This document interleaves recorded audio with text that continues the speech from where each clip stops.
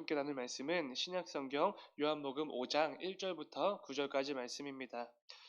요한복음 5장 1절부터 9절까지 말씀입니다. 신약성경 149페이지에 있습니다. 요한복음 5장 1절부터 9절까지 말씀입니다.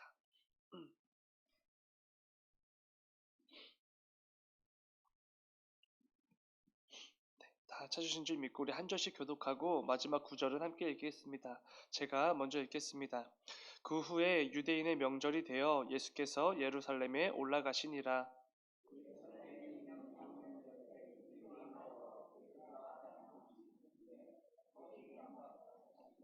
그 안에 많은 병자, 맹인, 다리 저는 사람, 혈기 마른 사람들이 누워 물의 움직임을 기다리니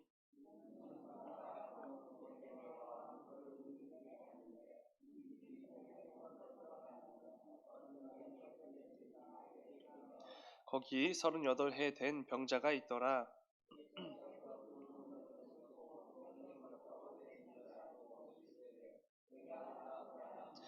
병자가 대답하되 주여 물이 움직일 때에 나를 못에 넣어주는 사람이 없어 내가 가는 동안에 다른 사람이 먼저 내려가나이다. 다 함께 그 사람이 곧 나아서 자리를 들고 걸어가니라. 이날은 안식일이니. 오늘 새벽에 드려진 예물이 있습니다. 다윗 꼬미라는 태명으로 1,000번째 예물 들으셨습니다. 우리 잠시 기도하겠습니다. 사랑해 주님, 감사합니다. 아버지, 오늘도 우리에게 또 새 하루를 허락하여 주시고 또 주님의 영광을 위해서 살 수 있는 하루를 허락하여 주시니 주여 진정으로 감사를 드립니다. 아버지, 오늘도 이 예배를 통해 또 말씀과 찬양과 기도의 시간을 통하여서 우리를 향한 하나님의 뜻과 계획을 깨닫게 해주시고 또 하나님의 마음이 무엇인지 분별하여서 오늘 하루도 또 오직 주님의 영광을 위해서 잘 살아내는 우리 모두가 될 수 있도록 주님 인도하여 주시옵소서. 아버지, 오늘도 또 봄 대신방이 이어집니다. 아버지, 그 가운데 함께하여 주시사 신방을 받는 각 가정 가운데 주님께서 함께해 주시고 또 신방을 출발하는 신방 대원들 한 사람 한 사람을 붙들어 주셔서 이 신방을 통하여서 각 가정에 꼭 필요한 말씀과 또 위로와 또 기도가 가득한 신방이 될 수 있도록 인도하여 주시옵소서. 아버지, 오늘 드려진 예물이 있습니다. 아버지, 다윗 꼬미라는 태명으로 또 예물을 구별하여 드립니다. 아버지, 또 이 가정에 허락해 주신 또 귀한 아이가 있습니다. 아버지, 그 가운데 주님 함께 하시고 또 출산과 또 성장하는 것 가정 가운데 붙들어 주시사 무엇보다 하나님의 기쁨이 되어지고 또 하나님의 영광을 위해서 귀하게 쓰임 받는 귀한 자녀가 잘 건강하게 태어나고 또 잘 자라날 수 있도록 주님 인도하여 주시옵소서. 주님 감사합니다. 거룩하신 예수님의 이름으로 기도드렸습니다. 아멘. 말씀에 앞서 광고 하나 드리겠습니다. 오늘 봄 대신방이 또 진행이 됩니다. 오늘 신방 받으시는 분들은 우리 하나영 지사님, 유슬기 지사님, 이하령 이하전 지사님, 장경자 권사님 신방 받으십니다. 각 가정에 꼭 필요한 말씀과 기도가 잘 전달되어지고 또 넘치는 그런 신방이 될 수 있도록 함께 기도해 주시기 바랍니다. 또한 또 신방 대원들을 위해서도 기도해 주시기 바랍니다. 특별히 또 담임 목사님을 위해서 기도해 주셔서 체력적으로 지치지 않으실 수 있도록 하나님께서 붙들어 달라고 함께 기도해 주시기 바랍니다. 오늘 함께 읽은 말씀을 가지고 예수님처럼 이런 제목으로 함께 말씀을 나누어 보도록 하겠습니다. 오늘 본문은 우리가 너무나도 잘 알고 있는 말씀입니다. 38년 된 병자를 예수님께서 말씀 한마디로 고쳐주셨던 기적의 사건이 담겨 있는 말씀입니다. 이 말씀은 제가 고등학교 때 저희 아버지 교회에서 크리스마스 연극으로 했었던 말씀이기도 합니다. 그래서 더욱더 특별하게 기억되는 말씀입니다. 그때 저에게 이 예수님을 향한 어떤 분명한 믿음이나 확신은 없었던 시절입니다. 그러나 이 연극을 통해서 한 가지 사실은 분명하게 배울 수 있었습니다. 그것은 예수님은 참 대단한 분이시다라는 부분입니다. 굉장히 이렇게 어린 이 신앙의 고백이었던 것 같습니다. 성자 하나님이신데 그런 예수님을 고작 이 인간 기준으로서의 대단한 분 정도로 여겼던 것입니다. 그러나 38년이나 병으로 누워있던 이 사람을 한순간의 말씀으로 일으키신 예수님은 정말로 대단한 분이시라는 사실은 변함이 없을 것입니다. 중요한 것은 오늘 본문은 단지 우리가 믿는 예수님이 대단한 분이시다라는 것을 밝혀주는 그 정도의 말씀은 아니라는 것입니다. 물론 이것도 굉장히 중요한 사실이긴 하지만 그보다 한 발짝 더 나아가는 말씀일 것입니다. 그 대단한 예수님을 향한 분명한 믿음을 얻게 된 우리 모든 성도들이 거기서 끝나는 것이 아니라 더 나아가서 어떤 삶을 살아가야 하는지에 대해서 말씀해 주고 온 본문입니다. 우리가 잘 아는 것처럼 우리 기독교는 나 혼자 구원받고 은혜를 누리면 그걸로 족하고 끝나는 종교가 절대로 아닙니다. 사도 바울이 강조했던 것처럼 반드시 내가 받은 구원의 은혜에 합당한 모습으로 삶을 살아내야만 하는 것입니다. 오늘은 본문 말씀을 통해 이 부분에 대해서 함께 나누어 보려고 합니다. 오늘도 말씀을 붙들고 또 한 날 삶의 자리로 나아가는 저와 여러분이 되기를 주님의 이름으로 축원을 드립니다. 오늘 말씀에선 예수님께서 명절이 되어 예루살렘으로 올라가셨다 이렇게 말씀합니다. 어떤 명절인지 자세히 나오진 않지만 어떤 명절인지 별로 중요하지 않기 때문에 나오지 않을 것입니다. 본문 2절과 3절입니다. 예루살렘에 있는 양문 곁에 히브리 말로 베데스다라 하는 못이 있는데 거기에 행각 5이 있고 그 안에 많은 병자, 맹인, 다리 저는 사람, 혈기 마른 사람들이 누워 물의 움직임을 기다리니 이렇게 시작이 됩니다. 여기서 말하는 양문은 우리가 잘 아는 것처럼 양을 제사로 드릴 때 통과했던 문입니다. 그래서 우리가 양문 이렇게 부르는 것이지요. 그런데 그 문 곁에 히브리어로 베데스다라는 연못이 있었다고 말씀합니다. 직역하면 자비의 집 이런 의미의 베데스다 연못입니다. 그런데 그곳에 많은 병자들이 모여 있었다 이렇게 말씀을 하지요. 앞을 보지 못하는 사람도 있었고 다리를 저는 사람도 있었고 혈기 마른 사람도 있었습니다. 여러 종류의 병을 가진 사람들이 이 베데스다 연못에 모여 있었던 것입니다. 이들은 당시 사회적으로 약자들에 속한 사람들이었을 것입니다. 별다른 소망이나 기대도 없이 사람들의 관심 밖에서 살아가던 대표적인 사람들이지요. 그런데 이들이 명절에 이 연못에 모여 있는 이유가 무엇이었습니까? 이어지는 4절입니다. 이는 천사가 가끔 못에 내려와 물을 움직이게 하는데 움직인 후에 먼저 들어가는 자는 어떤 병에 걸렸든지 낫게 되밀어라.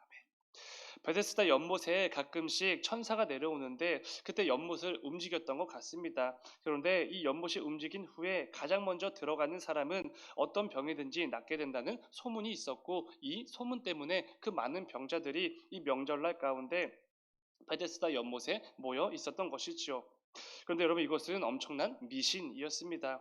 실제로 병을 치료받았다는 얘기는 없습니다. 그저 병이 치료될 거라는 소문만 무성했던 헛소문에 불과한 미신이었지요. 그러나 사회적으로 약자에 속했고 사람들 관심 밖에 있던 이 수많은 병자들은 안타깝지만 이 미신을 믿는 것 말고는 별로 할 수 있는 게 없었던 것입니다. 그래서 이 말도 안 되는 소문을 듣고 미신을 통해 병을 치료받으려는 잘못된 생각을 가지고 이 베데스다 연못에 모여 있었던 것입니다. 그런데 안타까운 것은 지금 이 일이 어디서 행해지고 있었습니까? 예루살렘입니다. 그것도 성전 근처에서 이런 미신적인 행위가 일어나고 있었던 것이지요. 그렇다는 것은 그곳을 지나가는 수많은 사람들이 이 병자들이 잘못된 신앙을 가지고 있다는 모습을 보았다라는 것입니다. 특별히 수많은 종교 지도자들도 그 모습을 보았던 것이지요. 그런데 왜 그들은 이 병자들을 그냥 냅둔 것입니까? 특별히 그들에게 이 잘못된 신앙을 지적해주고 가르쳐줄 수 있었던 종교 지도자들은 왜 그들을 그냥 보고만 지나쳤던 것입니까? 이것은 굉장히 간단한 이유지요. 그들이 관심 밖에 있었던 사람들이기 때문에 그렇습니다. 지금 잘못된 신앙을 가지고 있다고 지금 행하는 그런 행위들은 전부 미신이라고 이런 지적과 가르침을 해줄 만한 가치도 그들에게는 없었던 것입니다. 이 병자들은 자기들에게 별로 유익이 안 됐던 것이고 관심을 둘 이유가 전혀 없는 사람들이었기 때문에 그렇지요. 이러한 상황에서 의지할 곳도 없고 돌봐줄 사람도 없는 그 수많은 병자들이 이 미신에 불과한 헛된 소문을 듣고 베데스다 연못으로 하나둘씩 모여들었던 것입니다. 모여들 수밖에 없었던 것이지요. 이 말씀에서 우리는 우리 스스로를 점검해 볼 수 있어야 합니다. 나는 도움과 관심이 필요한 이 병자들을 모른 척했던 그 수많은 유대인들, 수많은 종교 지도자들과 얼마나 다른가, 얼마나 다른 삶을 살고 있는가라는 부분입니다. 요즘 시대는 참으로 바쁘고 분주한 시대입니다. 안 바쁘고 분주하지 않으면 뭔가 잘못 살고 있는 것처럼 여겨지는 그런 시대이지요. 그런데 그 가운데 다른 사람들에게 돈과 관심을 주는 것을 굉장한 낭비라고 착각을 하는 시대입니다. 특히 나에게 유익이 되고 나와 관련이 있는 사람을 위해서는 참 많은 것들을 할애하는 경우가 있지만 내 관심 밖에 있는 나와 관련이 없는 사람들에게는 굉장히 무례하고 무자비한 시대가 되어 버렸습니다. 그리고 이것이 마치 당연한 것처럼 지혜로운 것처럼 이 시대에 알맞은 신념인 것처럼 잘못된 생각을 가지고 살아가는 악한 시대가 되어버린 것이지요. 안타까운 것은 우리 교회와 성도들에게도 이런 모습들이 보일 때가 종종 있다는 것입니다. 그러나 우리가 반드시 기억해야 될 것은 이러한 우리들의 모습은 예수님께서 우리에게 원하시는 삶의 모습이 절대로 아니라는 것입니다. 왜 그렇습니까? 여러분, 오늘 본문에서 그 누구도 관심 주지 않고 어떤 보살핌이나 가르침도 주지 않았던 소외된 많은 병자들에게 결국 누가 찾아가십니까? 예수님만이 그들에게 찾아가신 것을 보게 됩니다. 본문 5절과 6절입니다. 거기 38해 된 병자가 있더라. 예수께서 그 누운 것을 보시고 병이 벌써 오래된 줄 아시고 이르시되 네가 낫고자 하느냐. 그들에게 찾아간 분은 예수님 한 분밖에 없었던 것입니다. 의지할 곳이 없어서 그저 이 미신에 불과한 소문에 이 헛된 소망을 품을 수밖에 없었던 비참하고 소외된 자들에게 먼저 찾아가신 유일한 분은 예수님이셨습니다. 특별히 예수님은 그 가운데 가장 오래되고 지독한 병에 시달리고 있는 38년 된 그 병자를 찾아가셨습니다. 그리고 그와 대화를 나누셨고 그의 병을 고쳐주셨습니다. 이어지는 8절과 9절입니다. 예수께서 이르시되 일어나 네 자리를 들고 걸어가라 하시니 그 사람이 곧 나아서 자리를 들고 걸어가니라. 이처럼 예수님은 아무도 관심 갖지 않는 자들에게 관심을 가지셨습니다. 아무도 신경 쓰지 않는 자들에게 신경을 쓰신 것이지요. 아무도 사랑하지 않는 자들을 먼저 찾아가셨고 그들을 사랑해 주셨습니다. 우리가 믿는 예수님은 그런 분이시지요. 그리고 우리가 믿는 분이 이런 분이셔서 얼마나 다행인지 모르겠습니다. 왜 그렇겠습니까? 저와 여러분 역시 그 사랑을 동일하게 받은 자들이기 때문에 그렇습니다. 놀라운 사랑과 은혜에 근거한 구원이라는 이 놀라운 선물을 예수님으로부터 받은 자들이기 때문에 그렇습니다. 우리가 이렇게 모여 예배할 수 있는 이유도 애초에 예수님이 그런 분이시기 때문에 가능한 것이지요. 요한은 예수님을 이렇게 표현합니다. 요한복음 1장 9절입니다. 참빛 곧 세상에 와서 각 사람에게 비추는 빛이 있었나니.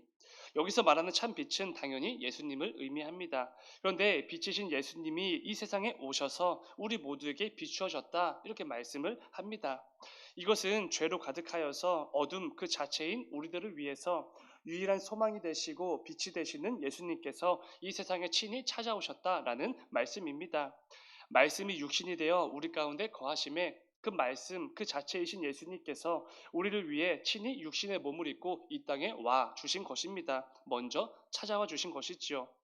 중요한 것은 여러분, 예수님 입장에서는 우리 역시 별로 필요가 없는 사람들이라는 것입니다. 아무런 관심도 주지 않고 신경 쓸 필요가 전혀 없는 존재들이라는 것이지요.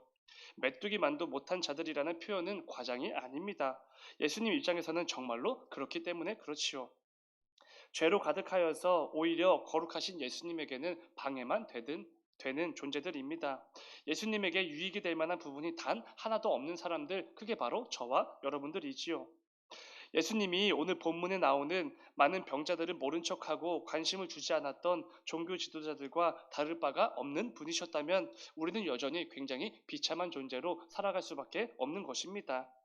그러나 우리가 여전히 죄인 되었을 때에, 여전히 우리가 원수처럼 살아갈 때에 우리를 위해 친히 먼저 찾아오심으로 놀라운 사랑과 은혜를 예수님께서 허락해 주셨습니다.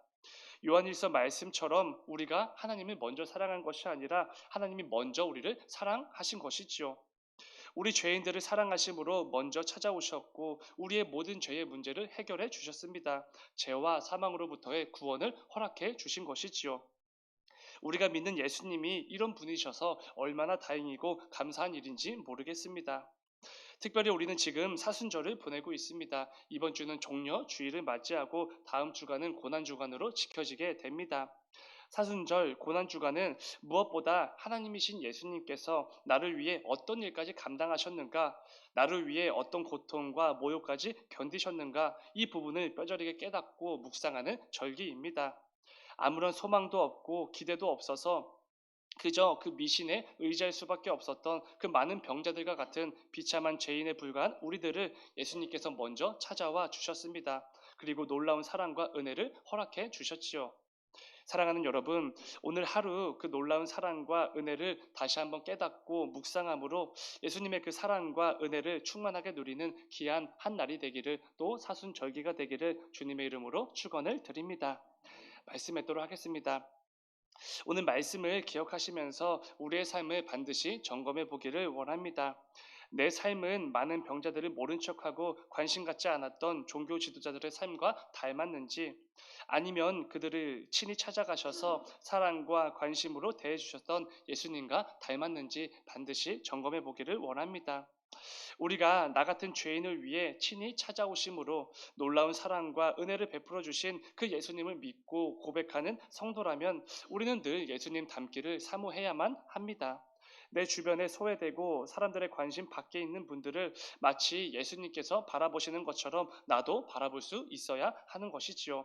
우리가 예수님을 닮기를 원한다라고 고백할 때에 그 말은 이런 의미일 것입니다. 이를 통해 먼저 구원받은 성도들에게 주님께서 요구하시는 그의 성도들에게 합당한 삶을 반드시 살아내는 저와 여러분이 되기를 주님의 이름으로 축원을 드립니다. 잠시 기도하겠습니다. 사랑하는 주님, 오늘 하루도 죄인에 불과한 나를 위해 친히 찾아와 주신 예수님의 사랑과 은혜를 더욱 깊이 묵상하는 하루가 될 수 있도록 인도하여 주시옵소서. 이를 통해 내가 받은 사랑과 은혜를 늘 기억하며 나도 예수님을 닮아 내 주변과 이 세상에 그 사랑을 마음껏 흘려보내는 너무나도 귀한 삶을 잘 살아낼 수 있도록 주님 인도하여 주시옵소서. 주님 감사합니다. 거룩하신 예수님의 이름으로 기도드렸습니다. 아멘.